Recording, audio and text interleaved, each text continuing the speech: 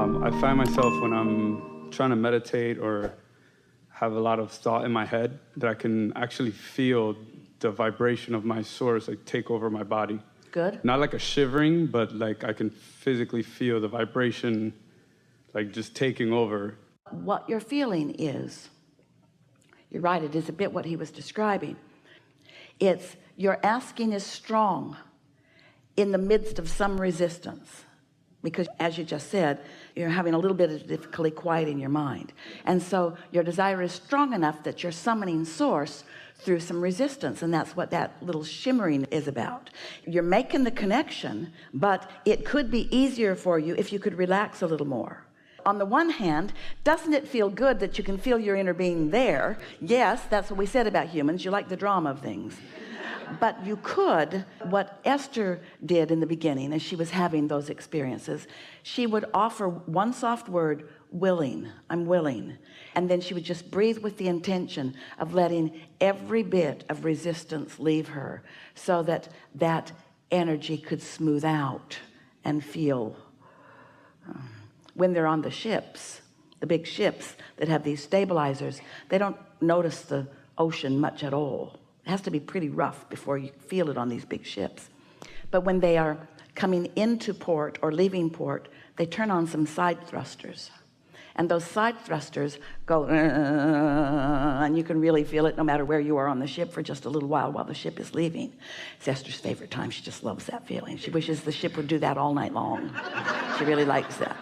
It's sort of like that the thrusters are causing some resistance, and your little bit of resistance is evidenced by that sensation. I was trying to like control it or like figure out how to maybe manipulate it, but you're saying just release. The thing about meditation is this is a time when you're not wanting to manipulate anything. You've already done all of your asking, and step 2 is happening. Source is flowing to you. So your intention during meditation is to be in a state of step 3, which is in a state of non-thought. We're talking a lot about that these days because the vibration of a question and the vibration of an answer are 2 different vibrations. So if you go into meditation with a strong interest in solving a problem or getting an answer, you're holding yourself in a vibration that is not in harmony with the answer, and that causes that sort of feeling. Where if you can let go of the question because you've already asked it, then the answer can come in a resistance-free way. So the way we've been describing it is you sit for 20 minutes if you can. Longer isn't really helpful. And you focus on something boring like the hum of the air conditioner or something. It only takes 68 seconds of doing that before you are in a state of non-resistance.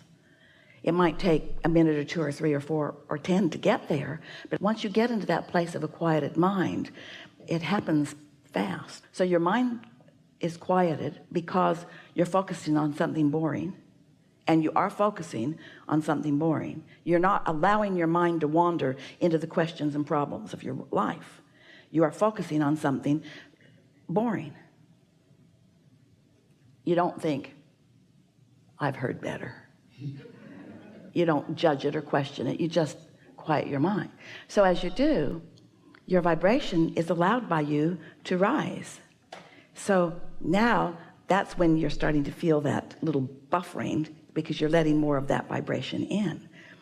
And as you continue to focus so that the resistance stops, now you're just in that place. It's a bit like, have you seen the movies where the man is in the spaceship and he's breaking through the atmosphere, and right before he breaks through, it looks very intense for him, and then once he breaks out into the gravity-free atmosphere, it's like, well, that's sort of what it's like. You can feel this resistance-free.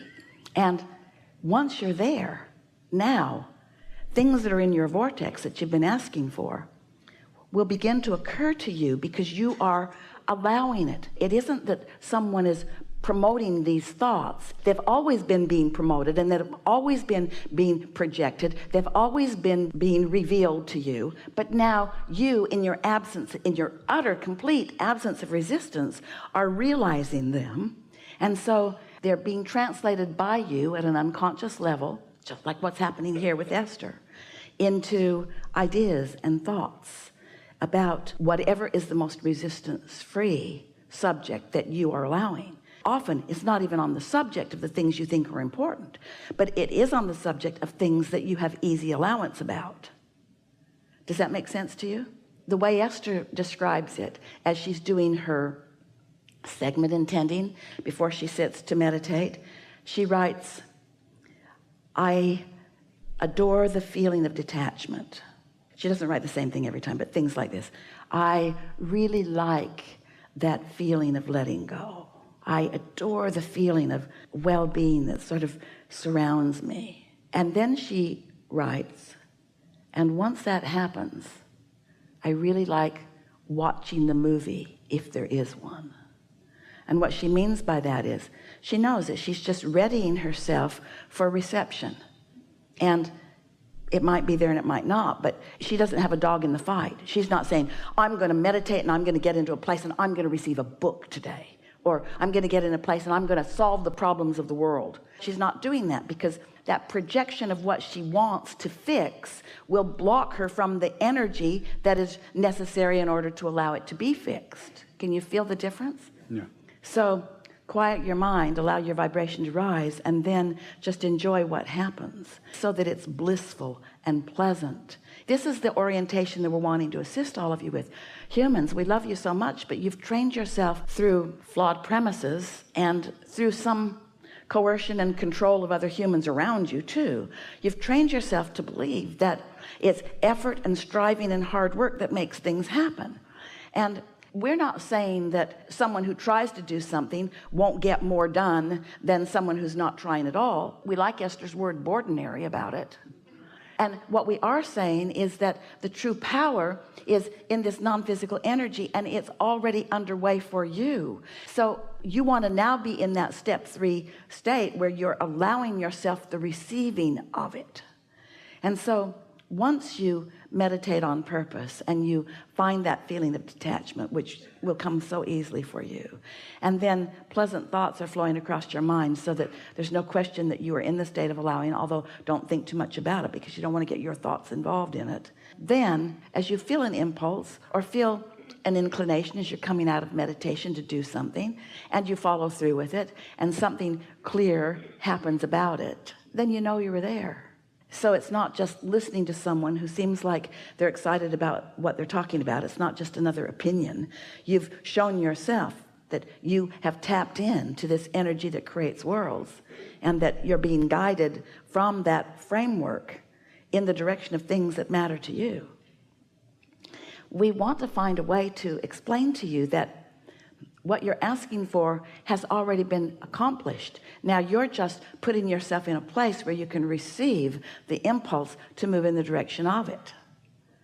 But sometimes humans feel like you've got to do something definitive and you've got to get the credit for it, and it's not like that. You've asked and it's been given, and now you've got a choice of letting it in or not letting it in. But the harder you try, the less likely you are to let it in, and the easier you are about it, the more likely you are to let it in, which seems counterintuitive to the way you've been trained in your humandom, with the emphasis on dumb. Part 2, which is like feeds off of part 1, is I have a hard time. Stop for just a moment. We do want to hear your question completely, but think about segment intending and think about Esther sitting and reaching for feeling words. She would never sit and say, I'm having a hard time, because that's practicing a vibration of resistance, and you can't get to where you're going from there. So let's do a segment intending before you ask this next question. This is the way Esther would approach it if she were sitting there. She would write, I really like the idea of visiting with infinite intelligence. And I like the feeling of clarity that often comes under these conditions. I'm happy about what I've already come to know. I'm pleased that I get this law of attraction thing. I feel happy that I know how this works, and I'm eager about understanding it more fully. Didn't that feel good? Didn't those words feel good as you wrote them? Doesn't it feel good just to acknowledge this moment? Didn't this moment just improve by focusing it in that way?